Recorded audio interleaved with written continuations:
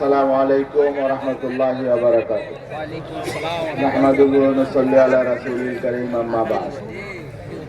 আজকে চরমনায় এই ঐতিহাসিক মাহফিলে আয়োজিত ওলামা মাশায়েখ বুদ্ধিজীবী সম্মেলনের মোহতারাম সভাপতি, ইসলামী আন্দোলন বাংলাদেশের মোহতারাম আমির হযরত পীর সাহেব হুজুর চরমনাই, মঞ্চে উপস্থিত আছেন গণপ্রজাতন্ত্রী বাংলাদেশ সরকারের মাননীয় ধর্ম বিষয়ক উপদেষ্টা, আমাদের প্রিয় মানুষ ডক্টর আফম খালেদ হোসেন, ওলামায়ে কেরাম, রাজনৈতিক নেতৃবৃন্দ ও সমবেত দিনদার ভাইয়ের আমার।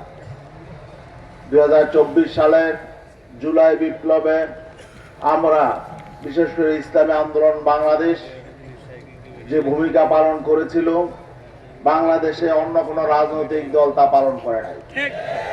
ছাত্রদের পাশাপাশি ইসলামী আন্দোলন বাংলাদেশে একমাত্র রাজপথে ইসলামী আন্দোলন বাংলাদেশে আমির এবং নায়েব আমিরের নেতৃত্বে আমরা বলিষ্ঠ ভূমিকা পালন করেছিলাম।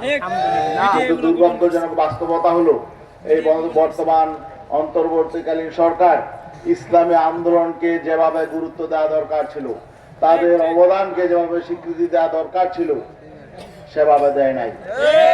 বরং আমরা দেখছি যারা জুলাই আন্দোলনকে অস্বীকার করেছে এবং তারা আন্দোলনে নেই বলে প্রকাশ্যে ঘোষণা দিয়েছিল, তাদেরকেও যেভাবে গুরুত্ব দেওয়া হয়েছে, ইসলামী আন্দোলনকে সেভাবে গুরুত্ব দেওয়া হয় নাই।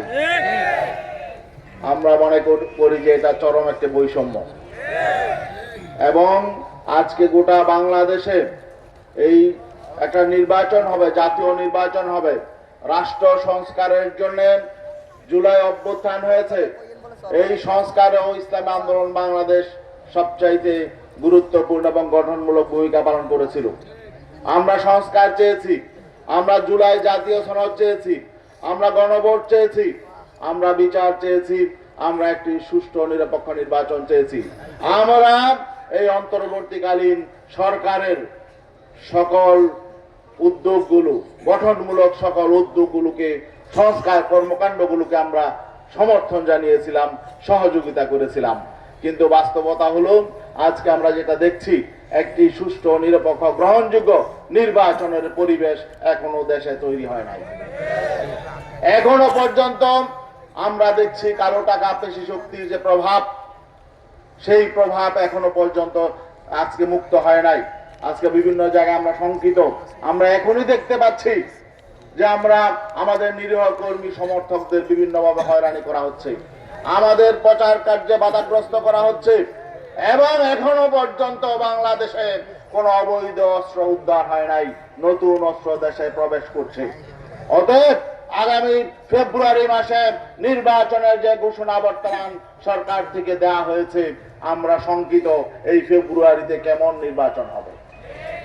আমরা স্পষ্ট বলতে চাই, বিগত দিনে যেসব তামাশার নির্বাচন হয়েছে, বিগত দিনে যে সমস্ত দামি নির্বাচন হয়েছে, প্রহসনের নির্বাচন হয়েছে, আগামী ফেব্রুয়ারিতে যদি এমন কোন নির্বাচনের আয়োজন হয়, আবারও একটি অভ্যুত্থান হবে, আবারও বিপ্লব হবে। এত মানুষের রক্ত, এত মানুষের জীবন গিয়েছে, যে কারণে এই দেশটা একটি সুখী সমৃদ্ধ একটি কল্যাণ রাষ্ট্র প্রতিষ্ঠা হবে, মানুষের অধিকার মানুষ ফিরে পাবে। কিন্তু আজকে আমরা কি দেখতে পাচ্ছি, এখনো পর্যন্ত সেই আলামত ফুটে উঠে নাই। আমরা বলেছিলাম জুলাই সনদ বাস্তবায়নের জন্য যে গণভোট, সেই গণভোট রেফারেন্ডাম যাতে জাতীয় নির্বাচন আগে হয়। আজকে প্রধান নির্বাচন কমিশনার তিনি বলেছেন জাতীয় নির্বাচনের সঙ্গে গণভোট হবে চ্যালেঞ্জিং। আমরা তো আগেই বলেছিলাম, আপনি চ্যালেঞ্জে কেন যাবেন? এখনো সময় আছে, আগে আপনারা গণভোট দিন এবং সনদ কার্যকর করেন।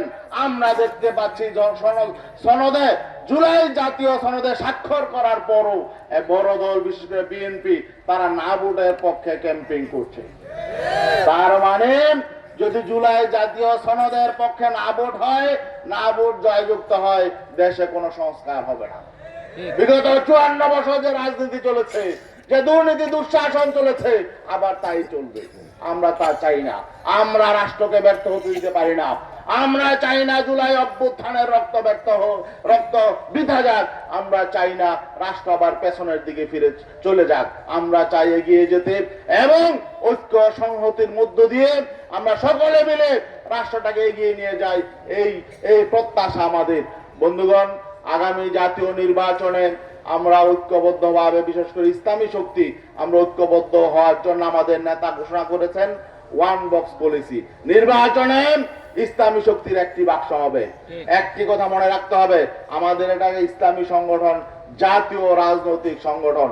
জাতীয় একটি রাজনৈতিক সংগঠনকে রাষ্ট্রের ভূমিকা পালন করতে হয়। রাষ্ট্র যেমন সকল মত, সকল ধর্ম, সকল শ্রেণী পেশার মানুষকে রাষ্ট্র যেমন ধারণ করে, তেমন একটি জাতীয় রাজনৈতিক সংগঠনকেও সকল দল, মত, শ্রেণী, পেশা, মতের মানুষকে ধারণ করতে হবে। আর নয়তো সেটি জাতীয় সংগঠন হতে পারবে না। সেই সংগঠন জাতিকে নেতৃত্ব দিতে পারবে না, রাষ্ট্রকে নেতৃত্ব দিতে পারবে না। এই জন্য আজকে আমরা আমাদের কিছু